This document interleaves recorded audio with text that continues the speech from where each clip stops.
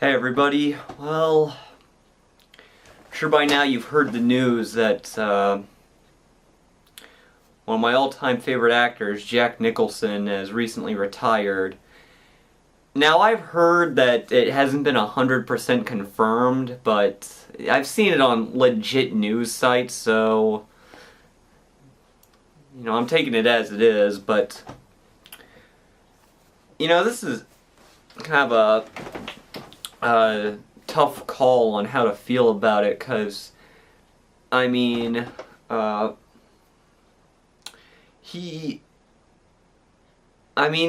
not like it's not like Bob Hoskins where he was really doing a lot of stuff and then kind of just abruptly stopped. I mean, he hasn't been in a movie since How Do You Know in 2010, and even when that came out, I remember people saying that he sort of considered himself informally retired, but was just doing that as a favor to James L. Brooks. And before that, and before How Do You Know, he did The Bucket List.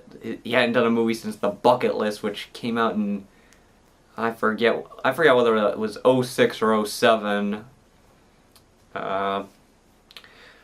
But at the same time, it is still heartbreaking for me to hear that one of my icons is not in the game anymore at all. I mean, as an actor and a director myself, for me it's kind of like, that's someone I'm never going to work with at all. But I know I've talked about the man before and how much I admire his work, but I feel like now is a really good time to really go into greater detail and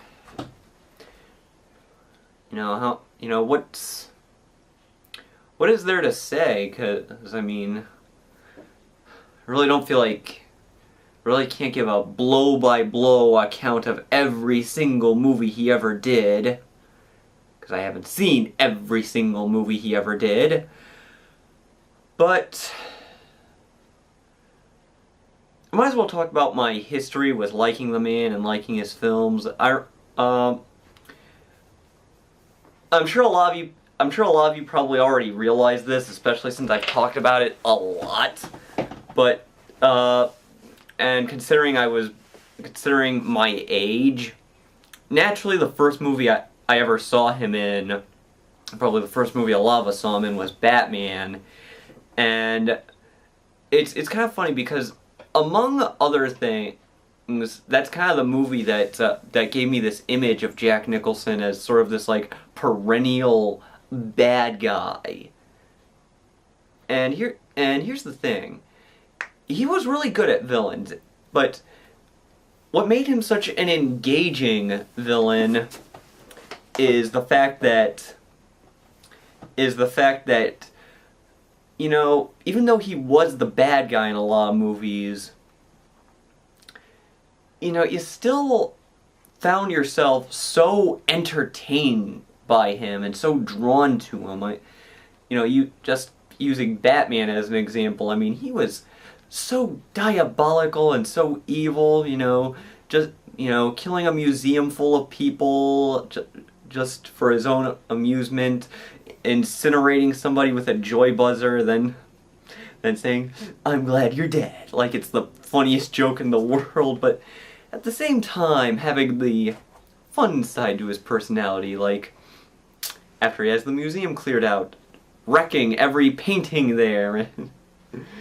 And I know I've talked about Jack Nicholson and Batman a lot, but it's still one of my favorite roles.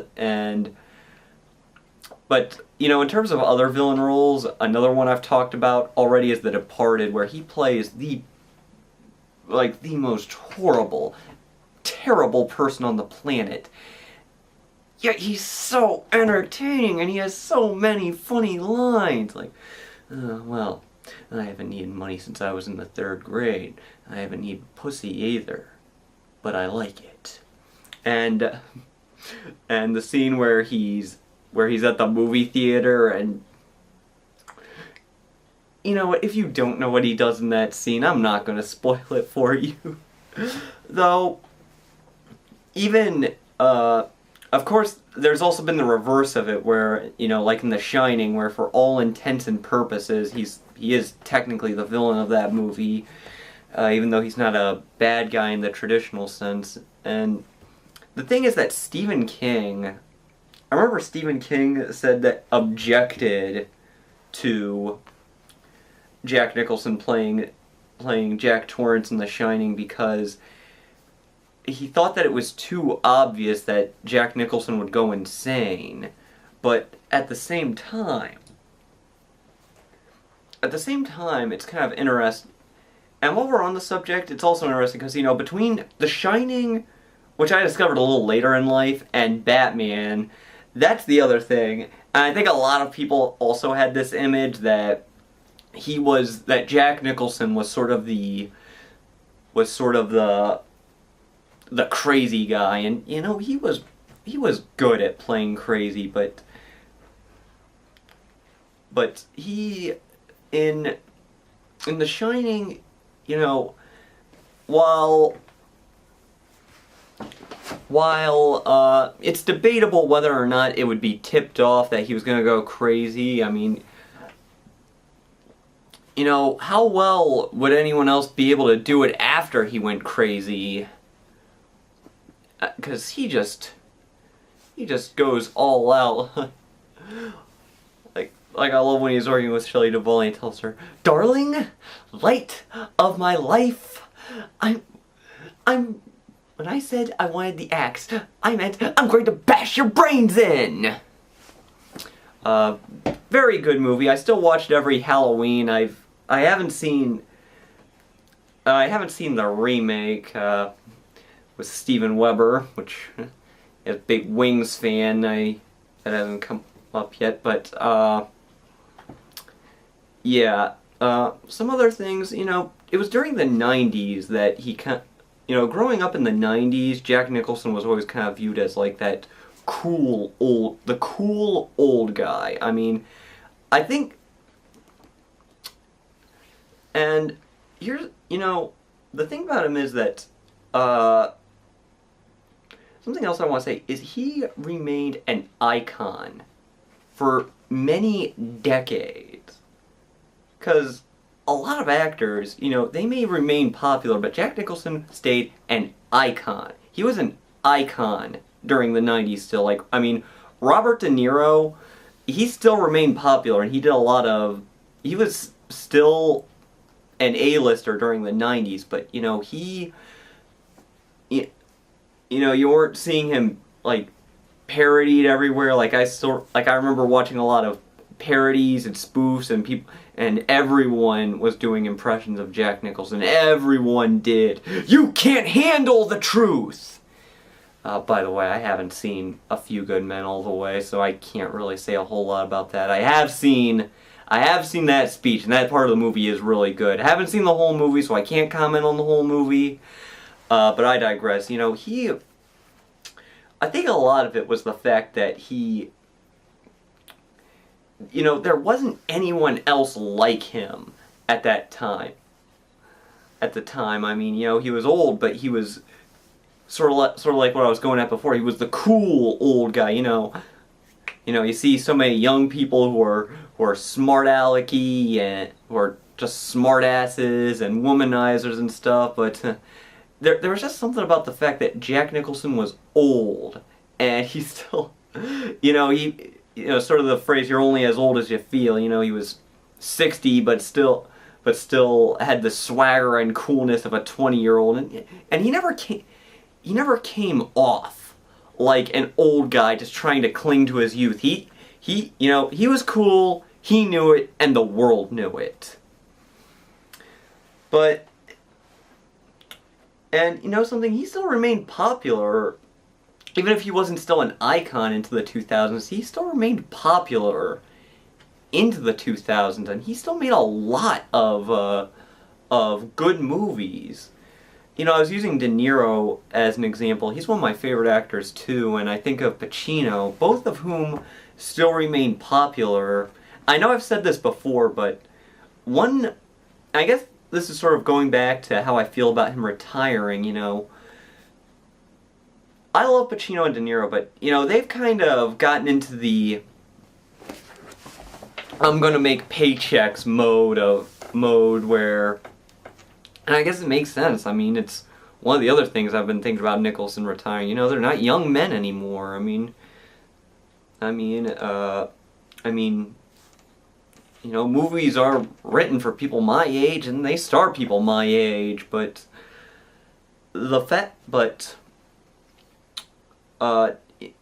Nicholson never really did that. He still kept his filmography very solid during the 2000s. Something's Gotta Give. That's a very good romantic comedy he made.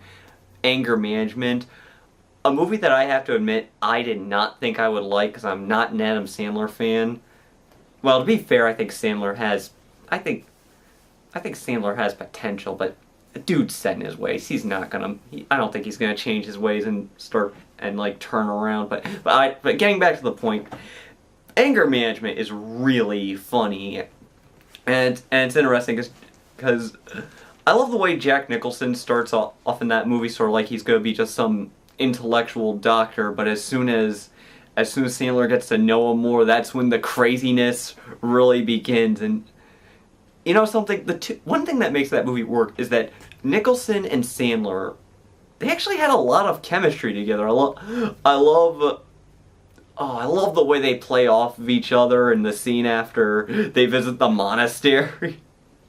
Oh, that was a really funny scene. But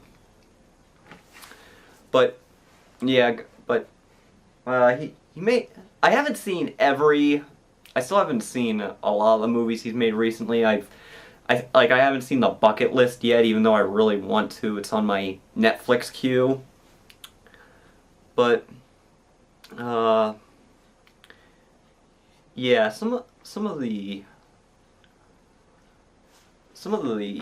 but, I said that that they don't make movies for people that age anymore, and something? During the 90s, there still was a big demand for him because they were still writing movies for the guy. Some of them were a little more off the radar, and not all of them were like big A-list movies. But there was still enough of a demand for the guy that he was headlining big things, like, he made Mars Attacks, and, for once I'm going to talk about that movie and not talk about how it traumatized me as a kid, but I digress. They got all these stars, and he was still at the front of that, and, he still had dual roles in that movie. I heard that there was actually some creative motivation for it. It wasn't just a creative motivation like Eddie Murphy and the Nutty Professor. Actually, something that I might as well talk about that. He was viewed as such a big star that the studio actually did not want him to be killed. But they did anyway, twice. They killed off both roles.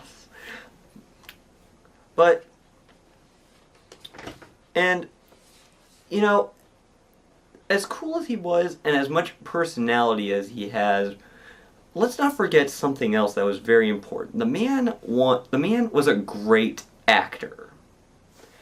The man won 3 Oscars, which, until Daniel Day-Lewis came along, which, Daniel Day-Lewis may have wrecked his reputation, but may have finally ended Jack's streak in the 3-timers club. Well, all things being fair, Katharine Hepburn is the only 4-timer, but I digress. And he earned those Oscars. In terms of the big 3, I finally saw all three of those. I think when it comes to the big three, I think it should go without saying that my favorite of them is One Flew Over the Cuckoo's Nest. I think it goes without saying because a lot of people, because simply put, that is one of my all-time favorite movies. You know, I was talking about how I read The Shining. You know, it's debatable because I think it's debatable which is better. The movie version of One Flew Over the Cuckoo's Nest trumps the book. I've read the book. Book's good, but once you see the movie, there's no going back. Like, I remember the author being so angry that Jack Nicholson was cast because he really had his heart set on Gene Hackman. Gene Hackman is good, but I cannot imagine anybody else but Jack Nicholson playing McMurphy, because he is so, you know, this was around the time where Jack Nicholson was kind of, up until he was sort of transitioning. I don't know if it's fair to say transitioning, because he did Chinatown before this. Also, Chinatown's amazing, by the way, but it's been a while since I've watched it, so sorry I can't comment more on it. But he is just so good, you know. He was still sort of known as a rebel, and that's really the vibe you get from him, that he's rebellious, that he's a free spirit, but, you know, it's not just about bringing a character to life, because this is a character who brings everyone else to life around him. And, you know, he's kind of got this pent-up anger, but he's still very funny and off the wall, and just an amazing performance, and there's a reason it's one of my favorite movies. For the second win is one that I only saw this year. I guess I had sort of been avoiding it because I may have viewed it as too girly. It was Terms of Endearment. I've sort of gotten over my I'm not someone who thinks I'm too mannish to watch something like that. I'm not gonna go around punching people in the stomach, screaming, "I am a man!" over something like that. You know what? If it's a movie like that, I'll watch it. And you know what? If it's a good movie, I don't care if it's a chick flick, okay? But his performance in that was really good. I think I did talk about this before in my Q&A video, but he shows a lot of faces to his personality in Terms of Endearment.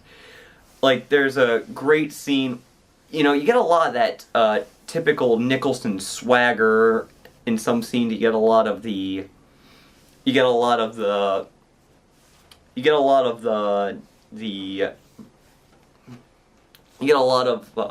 that boisterous, cocky attitude. Like, the first time you see him, he's bringing some women home, and he's just mocking them and stuff. But, you know, you get some quiet moments. Like, I really enjoy the scene where he asks out Shirley MacLaine, because, you know, he's kind of very softly approaching him, and even in that scene, you still see a lot of personality, and as, you know, he gets kind of angry when she says something that offends him. I think that's what happened. I haven't seen the movie since February, so my memory's a little off.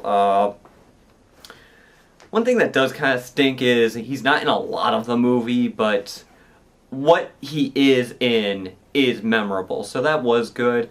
And as good as it gets, what do I know about as good as it gets? You have to hold a hanky in front of your face because the stench is so powerful that you think you're going to faint.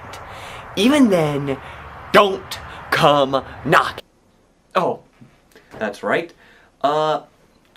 Yeah, I really like his performance. There's a reason I selected that as one of my monologues. Funny thing is, I actually selected that before. It had actually been a while since I watched the movie when I decided to record that monologue. But the reason I selected it personally, for those of you wondering, is I thought it was a good cross between, like, a dramatic monologue and a comedic monologue.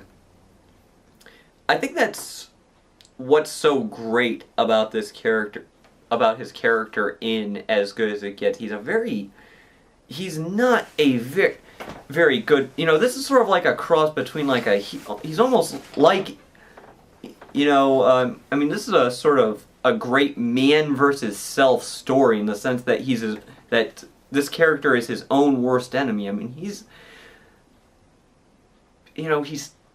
terrible. He says racist things. He says terrible things to people, and you kind of get this feeling like he just doesn't have control over his world, and he's embittered about that because of his OCD. And a lot of people think that playing with a disability like OCD is just like automatic fishing for an Oscar, but that's not a very easy thing to do. You gotta. I mean, I don't have OCD, and I haven't really personally experienced a lot of people who do, but you really get this feeling like this is tearing him up. I mean, he has to have like new bars of soap. He can't enter or exit a room without turning off a light. If anybody who's watching this has OCD, let me know if that's an accurate depiction. I mean, I wouldn't be too surprised if there is some exaggeration and hyperbole in there, but very good performance. I remember Roger Ebert.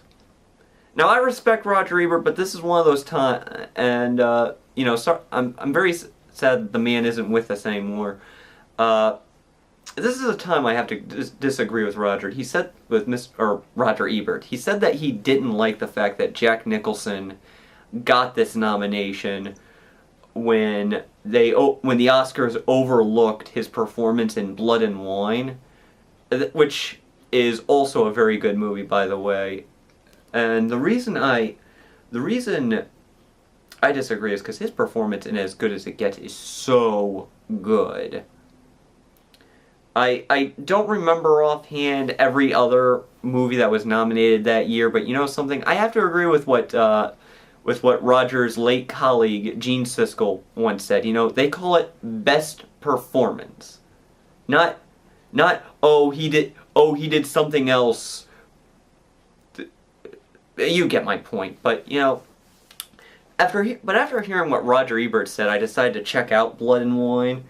Admittedly, it's not going to be a movie for everyone, so it's kind of tough for me to recommend. But I will. But after hearing Roger Ebert say it's one of his best performances, I decided I had to check that out. And yeah, he wasn't kidding. I know I know with Nicholson, Ebert said that Nicholson was kind of doing the same shtick he usually does in his movies.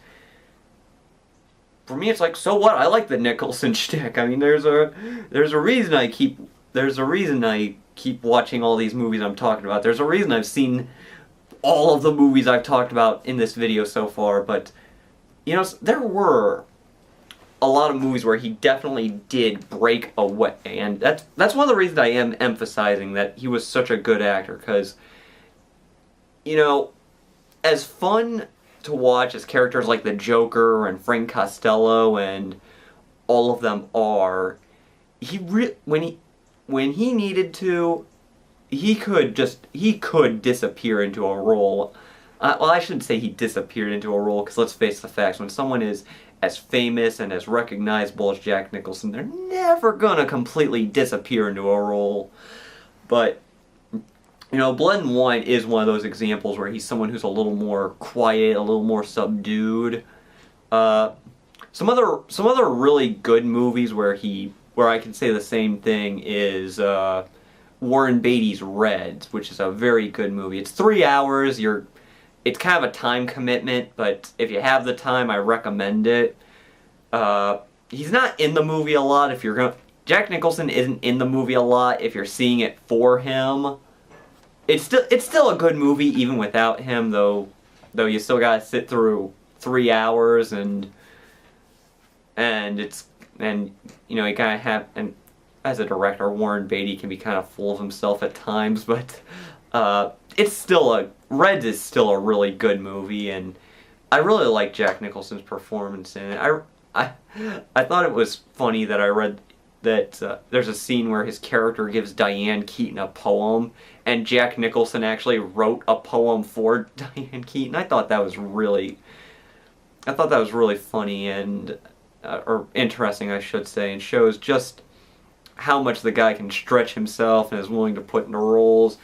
Another movie I really, really like that just showed how much Jack Nicholson can disappear into a role is The Pledge by Sean Penn. Funny how a lot of these are movies directed by actors, but either way, I talked earlier about how he was sort of like, how he sort of had this image of someone who was in his 20s even though he was in his 60s, and you really got the feeling from the guy that he still had a lot of spring in his step, but in The Pledge, he just plays someone who, he just disappears in that.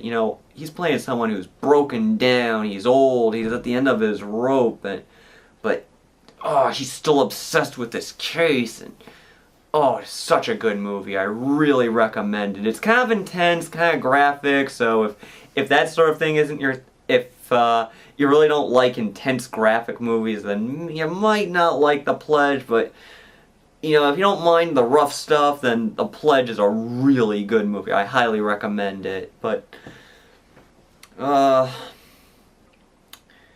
yeah, for me that is Jack Nicholson. Oh, wait a minute, Hoffa. I didn't talk about Hoffa. I was almost about to wrap up there. I saw Hoffa back in December, and I must discuss what I consider one of the biggest injustices in Razzie history. Jack Nicholson got nominated for Worst Actor in Hoffa. That is a travesty. And at the time, people thought he was going to get another Oscar nomination. I'm talking about Roger Ebert. He was talking about how it was considered a lock that he was going to get an Oscar nomination for Hoffa. I don't get why he got the Razzie nomination. Now, here's my theory. The Razzies, as far as I can tell, they don't do this as much as they used to. But the same year he made that, he made Man Trouble, which is sort of universally considered his worst movie. I have not seen Man Trouble for that exact reason, but I just think that's bogus to penalize a good movie for a bad performance, for a bad movie. And something else and frankly, I don't think it was just that, because Danny DeVito got a Razzie nomination for Worst Director. I can't see it, because that movie was really good. Hoffa's a really good movie. I highly recommend it. I had actually been avoiding it for a while because I assumed that if it got those nominations that it was probably a bad movie.